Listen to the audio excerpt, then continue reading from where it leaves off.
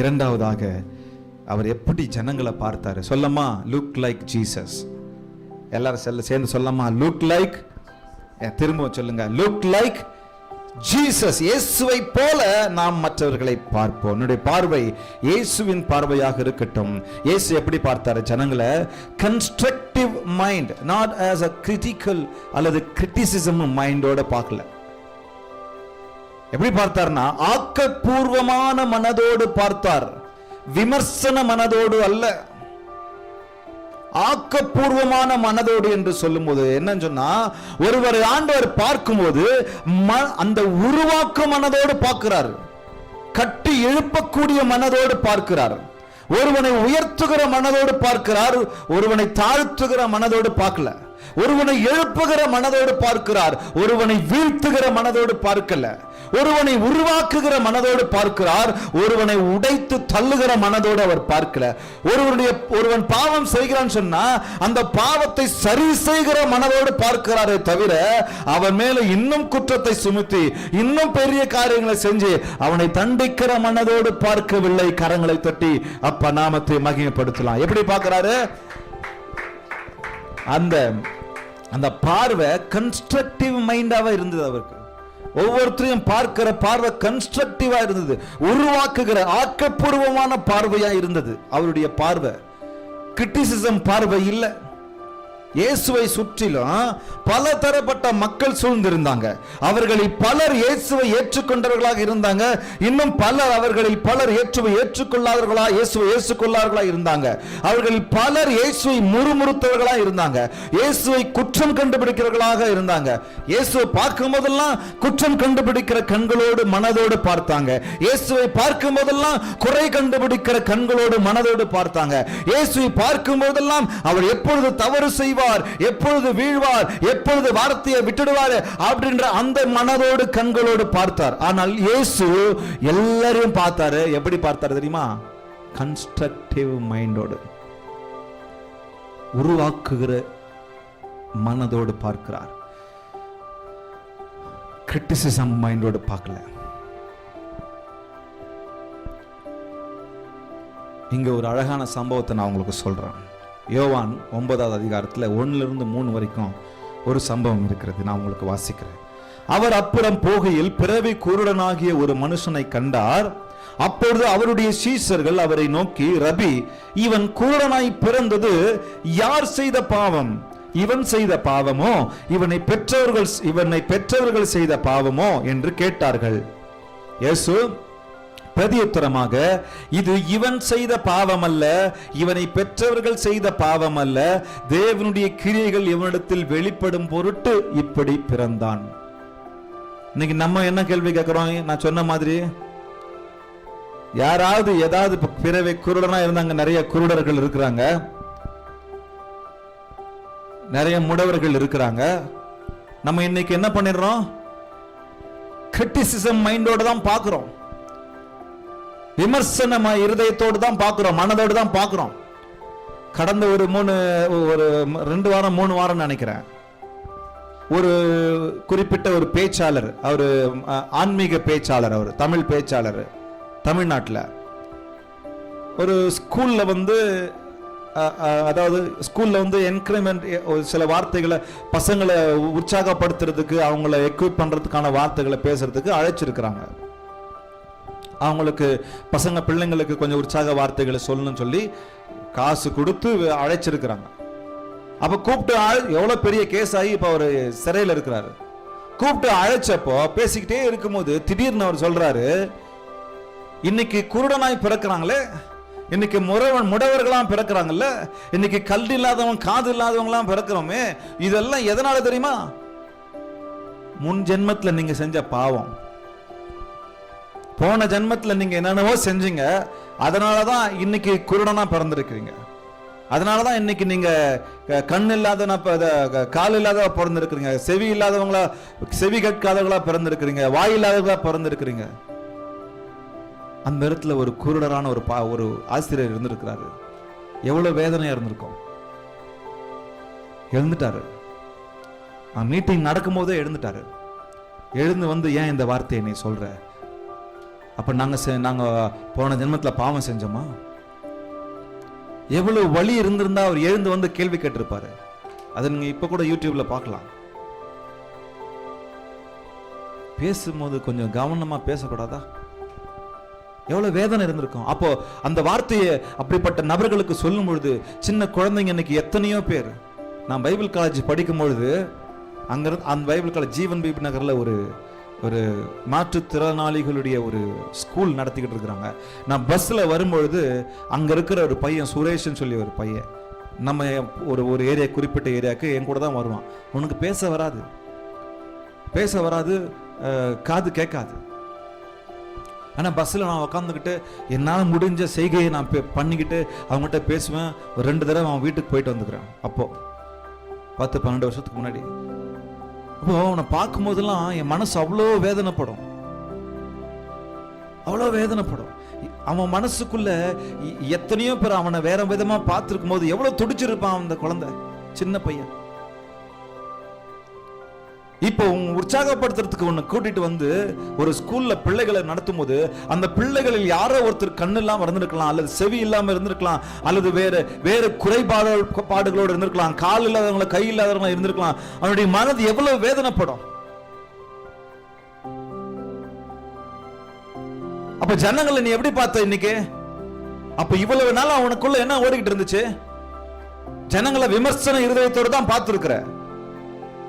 ஜனங்களை நான் விமர்சன இருதயத்தோடு தான் பார்த்து நடக்கிறேன். இன்னைக்கு எப்படி? ஒருத்தன் கை இல்ல, போன ஜென்மத்தில் என்ன பாவம் செஞ்சானோ. ஒருத்தன் கண்ணு இல்ல, செஞ்சிருப்பான், அதுதான் அனுபவிச்சுட்டு இருக்கிறான். இவ்வளவு நாள் அதுதான் பண்ணிட்டு இருந்திருக்கிறேன் நான். அப்ப நீங்க இந்த இடத்துல வந்து சொல்றீங்க சொன்னா, அப்ப உங்க இருதயம் எந்த அளவுக்கு மோசமா இருந்திருக்கு. நீங்க யாரா இருந்தாலும் பரவாயில்ல, எவ்வளவு மோசத்தில் மோசம். இங்க சீஷர்கள், இங்க ஜனங்க பார்த்து கேட்கிறாங்க, சீஷர்கள் பார்த்து கேட்கிறாங்க. என்ன கேட்கிறாங்க?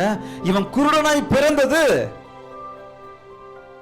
இவன் செய்த பாவமா, இவனை பெற்றோர்கள் செய்த பாவமா என்று கேட்கிறார். அந்த காலத்திலயும் ஒரு சில கற்பனை இருந்திருக்கு. என்ன கற்பனை இருந்திருக்கு? இவன் செஞ்ச பாவத்துக்காக நடந்திருக்கும். ஆனா செய்யறது பாவத்துக்கு விளைவுகள் இருக்கு. நான் இதை சொல்றதுனால அது இல்லைன்னு சொல்லி நானும் நீங்கள் நினைச்சு கூடாது. ஆன்லைன் இருக்கிறவங்களும் கவனிங்க. ஆனா இந்த குறிப்பிட்ட சம்பவத்துல ஆண்டவர் அங்க இருக்கிற ஒரு பெரிய ஒரு கூற்றை, ஒரு கற்பனையை அதை உடைக்கிறாரு. அவங்க சொல்ற, நான் சொன்னல இந்த மனுஷன் கர்மா, அதான் கர்மா. கர்மானா என்ன? நீ செஞ்சதே உனக்கு திரும்ப நடக்கும். நீ என்ன செய்யறியோ, என்ன பாவம் செய்யறியோ, என்ன பிரச்சனை செய்யறியோ அது நடக்கும். அப்போ போன ஜென்மத்துல நீ எல்லாம் செஞ்சிருக்கிறதுனால இந்த ஜென்மத்துல நீ இதை செஞ்சிருக்கிறன்னு சொல்லி அந்த ஆசிரியர் வந்து கேள்வி கேட்கும் பொழுது, அந்த ஆசிரியரை எவ்வளவு தாக்கி பேசுற நீங்க. ஆமாவா, சரி தப்பு செஞ்சுட்டேன், சரி அப்புறம் பேசலாங்க ஐயா அப்படின்னு சொல்லி உட்கார வச்சுட்டு பேசுறதுக்கு உங்களுக்கு அந்த அளவுக்கு கூட சாந்தம் இல்லை, பேஷன்ஸ் இல்லைன்னு சொன்னா நீங்க என்ன சொற்பொழிவாளரா இருந்து பிரயோஜனம்? என்ன ஆன்மீகத்துல பெரிய ஆளா இருந்து என்ன பிரயோஜனம்? ஆனா என் அப்பாவை பாருங்க எப்படி பார்த்தாரு ஜனங்களை. கன்ஸ்ட்ரக்டிவ் மைண்ட், கிரிட்டிசிசம் மைண்டோட பார்க்கல. அப்போ அவங்கள்ட்ட இயேசுகிட்ட வந்து கேட்கும்போது, இது இவன் செய்த பாவமோ அல்லது இவனை பெற்றோர்கள் செய்த பாவமோன்னு சொல்லி கேட்கும்போது, அந்த இடத்துல ஆண்டவர் என்ன பண்றாரு? ரொம்ப ஞானமா, ஏன்னா கூட இருக்கிறான், இந்த வார்த்தையை கேட்டுக்கிட்டு இருக்கிறான். அந்த குருடன் கேட்டுக்கிட்டு இருக்கிறான். இயேசு இப்படி செஞ்சிருந்தா கொஞ்சம் யோசிச்சு பாருங்க. வாடா, வாங்க, எவ்வளவு பேர் இருக்கிறீங்க, வாங்க, 5 பேர் போங்க, 5 பேர் இந்த பக்கம் போங்க, பட்டிமன்றம் நடத்துறேன். இவன் செய்த பாவம் நீ பேசு, இவர்கள் பெற்றோர்கள் செய்த பாவம் நீங்க பேசுங்க, நான் உங்களுக்கு தீர்ப்பு சொல்றேன்.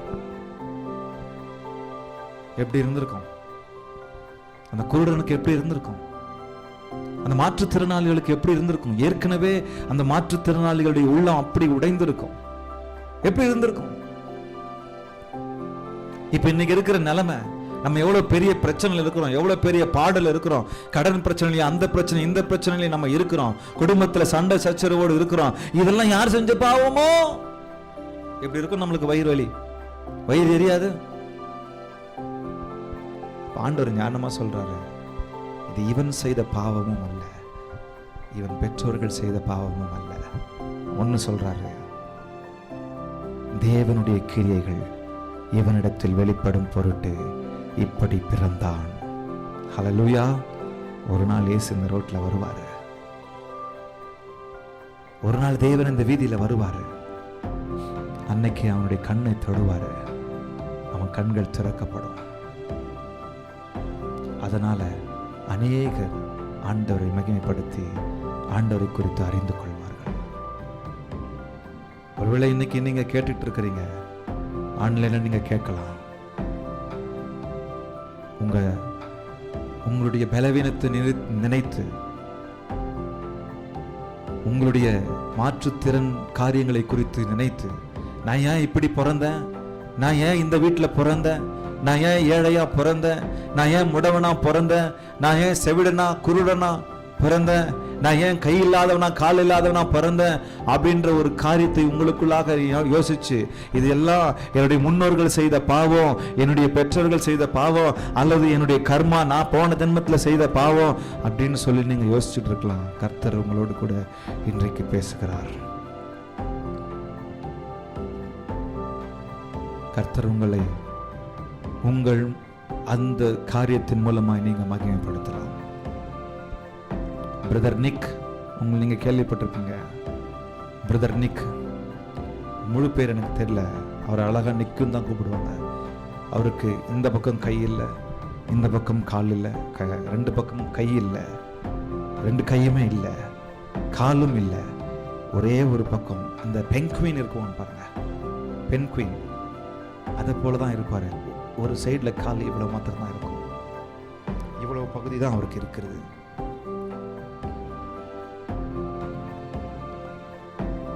அவங்க அப்பா அம்மா கிட்ட சொல்லியிருக்கிறாங்க, இந்த குழந்தை வேண்டான்னு சொல்லி.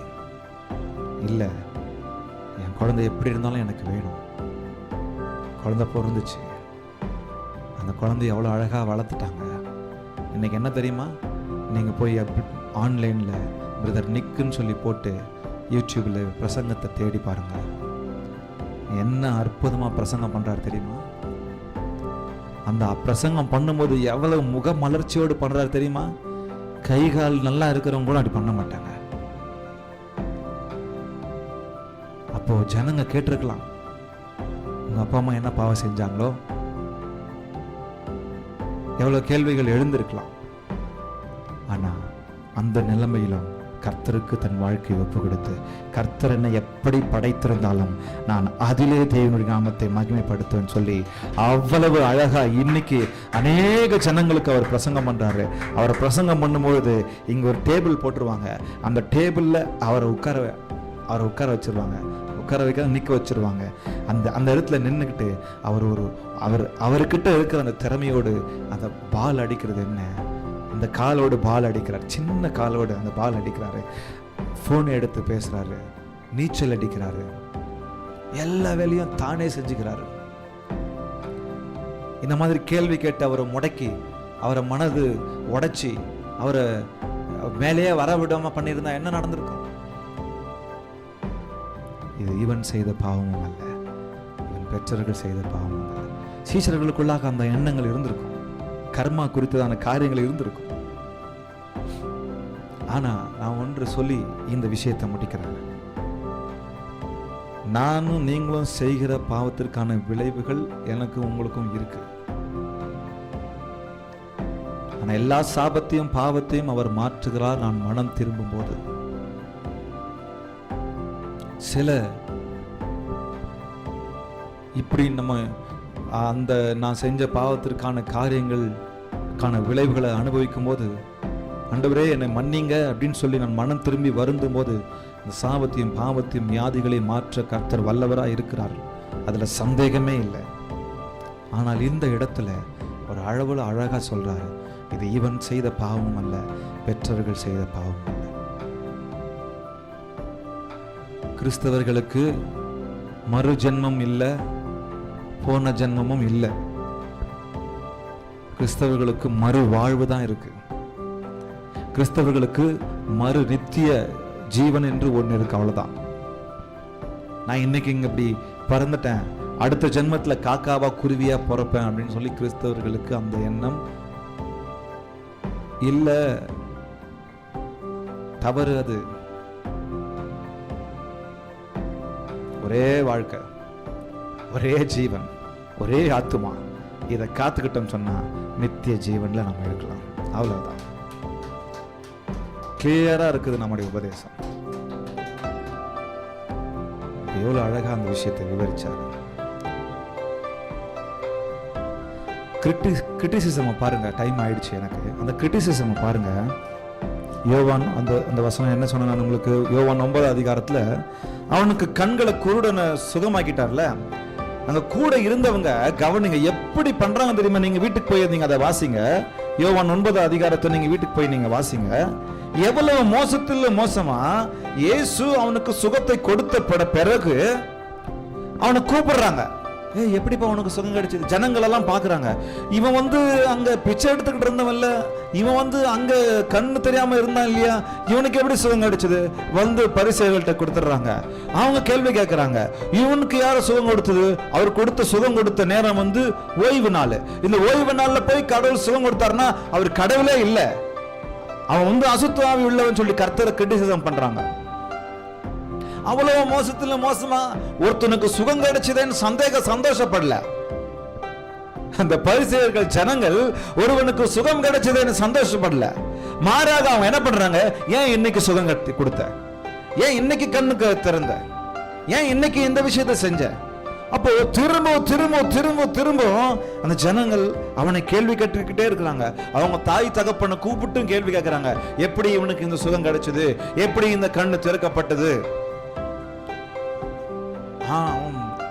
அவன் சொல்லிக்கிட்டே இருக்கலாம், இல்ல இது சரி, இது இப்படிதான் ஆனது. ஆண்டவர் எனக்கு வந்தாரு, இது மாதிரி சொன்னாரு, அவர் சேர் உண்டாக்கி என் கண்களில வச்சாரு, சீலோவாம் குளத்துல போய் குளிக்க சொன்னாரு, இப்படிதான் எனக்கு சுகம் கிடைச்சது. ஏன் இப்ப கொடுத்தாரு? ஏன் இந்த ஓய்வு நாள்ல கொடுத்தாரு? எப்படியெல்லாம் நடத்துறாங்க பாருங்க. இந்த உலகம் முழுக்க கிரிட்டிசிசம் தான். அப்போ தேவ பிள்ளைகள் கவனிங்க, நான் இயேசுவை போல பார்க்கணும்னு சொன்னா எப்படி பார்க்கணும்? கிரிட்டிசிசம் இருதயத்தோடு பார்க்க கூடாது. எப்படி பார்க்கணும்? Constructive mind. பரவாயில்ல, ஏதோ ஆனது ஆயிடுச்சு, சரியாயிடும். பக்கத்துல பார்த்து சொல்லலாமா? என்னங்க, சரியாயிடும், நாளைக்கு சரியாயிடும், மாறிடும், தூக்கி நிறுத்திடலாம், நான் உன் கூட நிக்கிறேன். அப்படி கன்ஸ்ட்ரக்டிவ் மைண்டோடு நானும் நீங்களும் இருக்கணும் ஜனங்களோடு. ஹல்லேலூயா.